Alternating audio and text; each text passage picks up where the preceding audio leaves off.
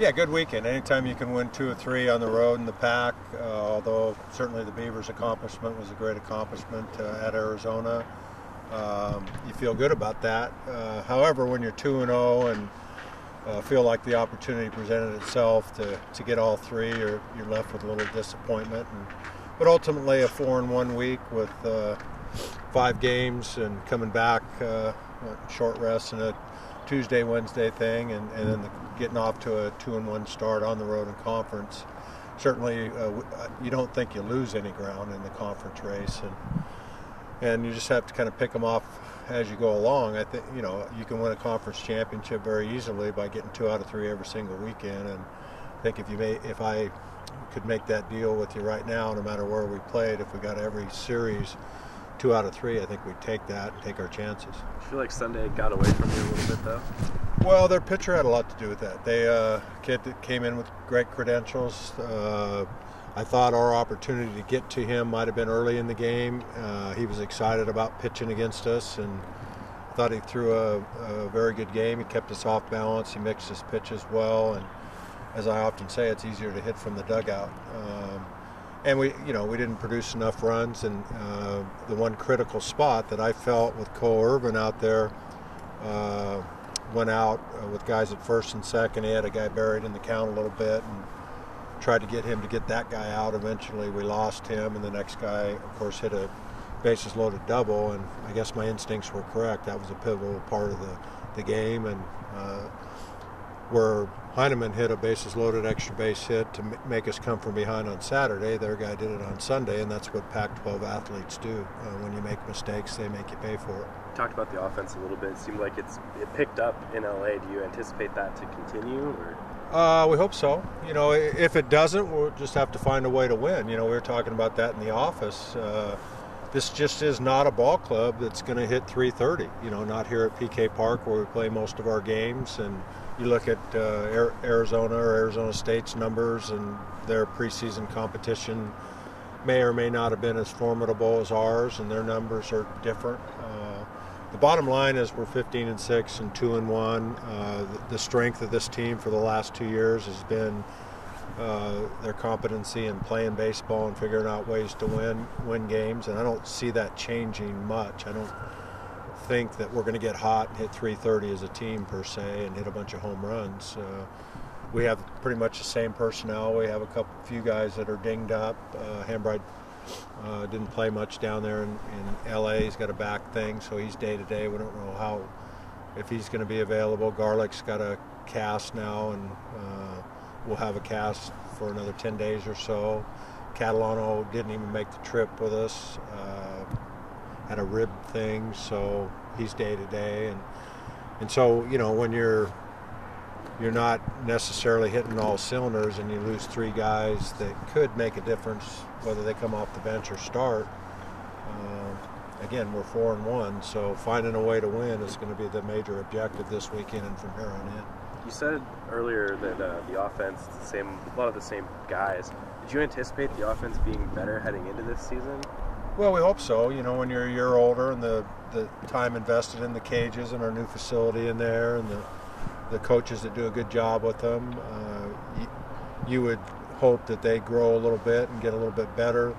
But again, it's the same guys, so they're not going to be Golden Spikes candidates for their offensive prowess.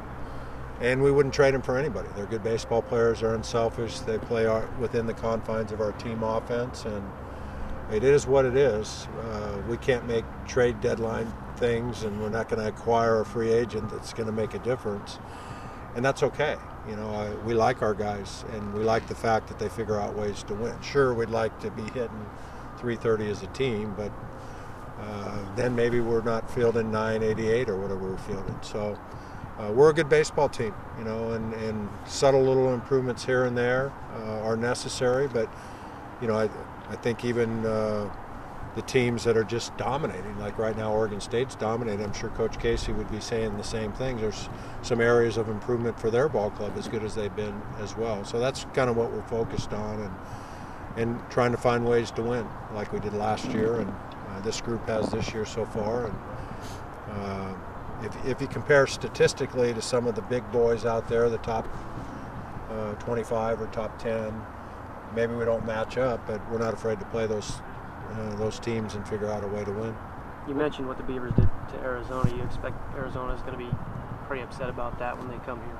Oh yeah, I'm sure their practices are high octane, very focused.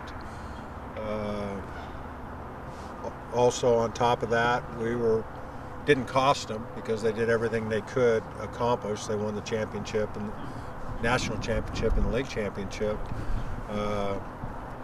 But there's a little deal in there where, you know, we were fortunate enough to beat them 2 out of 3 in their ballpark, and we beat them 2 out of 3 here the previous year. So whether they had gotten swept by the Beavers or not, I'm sure this was a series they were looking forward to. And then there was the bagpipe incident that they used as their rallying cry, from what I understand, and rightfully so. Maybe the way I heard it is they didn't hear it. Wiley did it. I apologize to their coach for there was no intent to show them up in their own facility, and I'm sure that's the way they interpreted it. So I did apologize for that. And if I had to do that over again, there wouldn't be instruments played in somebody else's facility. So shame on me for not picking up on that sooner. Did you feel like Mitchell took advantage of the opportunity you got? Yeah, that's the real shining star, the fact that he's saying, hey, look at me, I deserved a chance to play.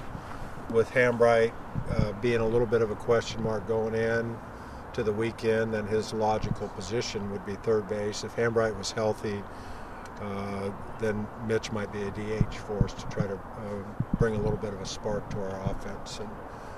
And he, right from the very first day that he's come here, he's picked up things very quickly and said, hey, look at me, I can play baseball and I can hit. So now to be able to do that firsthand and get his chance, it's hard to keep him out of there at this point. So you were looking to maybe get him some at-bats regardless of what Hambright's situation was? Well, we're looking for some way to increase the offensive production without ruining the chemistry or the defensive effort. The guys that have been getting that opportunity, the Garlick, who's been on the shelf for a while, Catalano, Baumgartner, and Packard, and Hoffman in and out a little bit, have not totally said, hey, look at me, I'm going to make a difference. Whether it's injuries or... Yeah, they've done fine in their own little role, but Mitch has said, hey, I can make a big difference. We hope that continues, and it makes it harder on us to see when Hambright gets back and healthy where he's going to play, if he plays defense. George, what did you learn about this team? You know, it's one thing to go through non-conference and play well. It's another thing to go into conference. What did you learn about this team in the first weekend of conference play that maybe you didn't know? I think it's the same team. I was a little surprised. I thought we were, and I've told them this, so this isn't a surprise for them to hear this. I thought we were unfocused on Friday, even in victory. A little out of character mentally. A little all over the map, so to speak. And then Saturday we were in a very good place. We had the right balance of fun in the dugout, but focus and 6 seconds of focus. And I thought we nailed it, even when we were behind on Saturday. And of course, you come from behind, it makes you feel even better. And then Sunday, it didn't seem like we were the team with the best attitude, and that shocked me. So, of course, when you're not scoring runs or you're not producing things, it's hard to get excited. But I thought Sunday was just kind of a fairly mediocre effort from our whole ball club. And of course, the disappointment came with not getting the sweep. So, you know, what did I learn?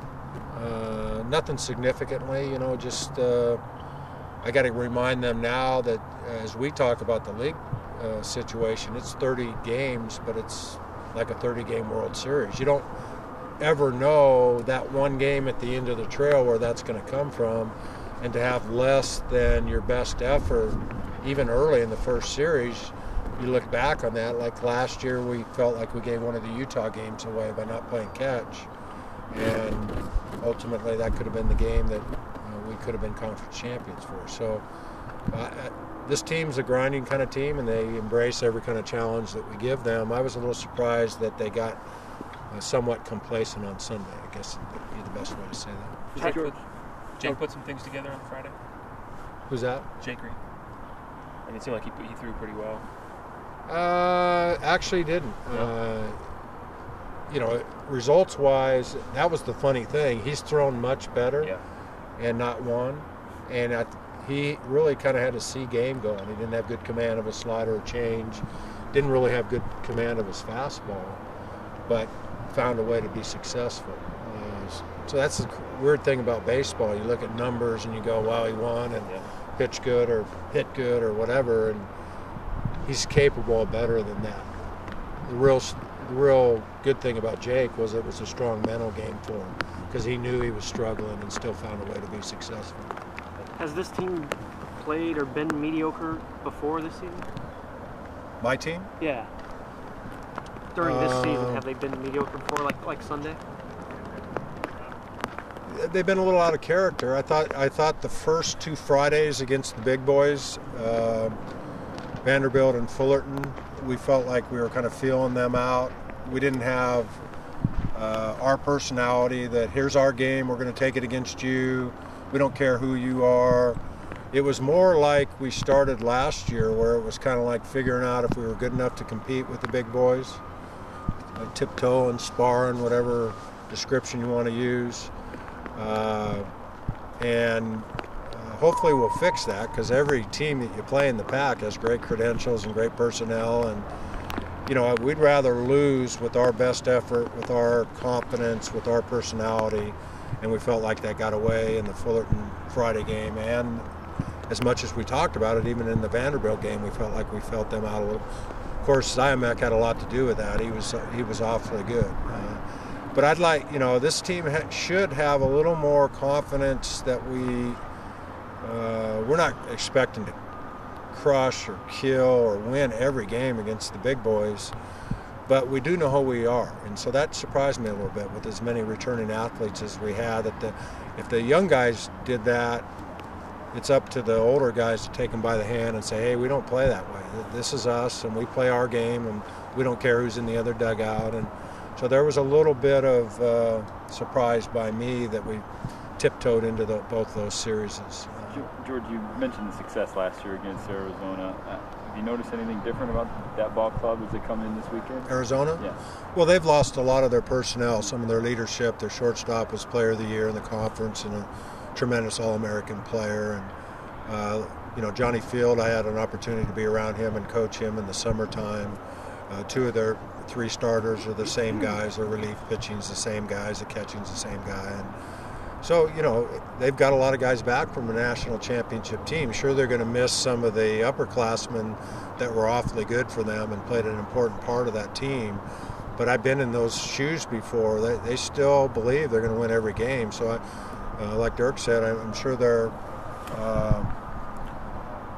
totally disappointed that they got off to an 0-3 start in conference at home. And a little, even though Oregon State's awfully good, I'm sure they're surprised by that. So what champions do is they get off the deck and they do something about it. So we have our work cut out for us because of that. I know you've talked about him before, but can you talk a little bit more about Darryl Hunter and him getting back on the squad and what he's doing for you this year? Yeah, that's a great story. I couldn't be more proud of a player than Darryl. He's had nothing but obstacles and circumstances that have prevented him from. Some of it is coach's decision and playing performance-based and health issues, but he's been a very mature young man, a local kid right from the very first year he came here. All the physical ailments and stuff that he was going through prevented him from really being who he is today. The fact that he's about ready to graduate and get a degree, and he's contributing in a big way to our relief corps. He asked for an opportunity to try it again, and I was a little reluctant to give him an opportunity because, there was a time when he hit the deck at practice when we were doing some conditioning that we worried about his life, about his well-being, and how sad that was that day that he went down and made us all sick to our stomach. And when you go through that as a coach, you're like a parent, and you don't ever want to see a kid go through that again. So the reluctancy of giving him another chance was based more on his health and well-being than it was not thinking he could contribute. And he has just done a tremendous job, and every opportunity that he's had to help this team so far this year to win, he's been right on the money. So it gives me chills thinking about all the good parts of that. Thanks, George. George. All right. Thanks, Thank you, Coach. guys.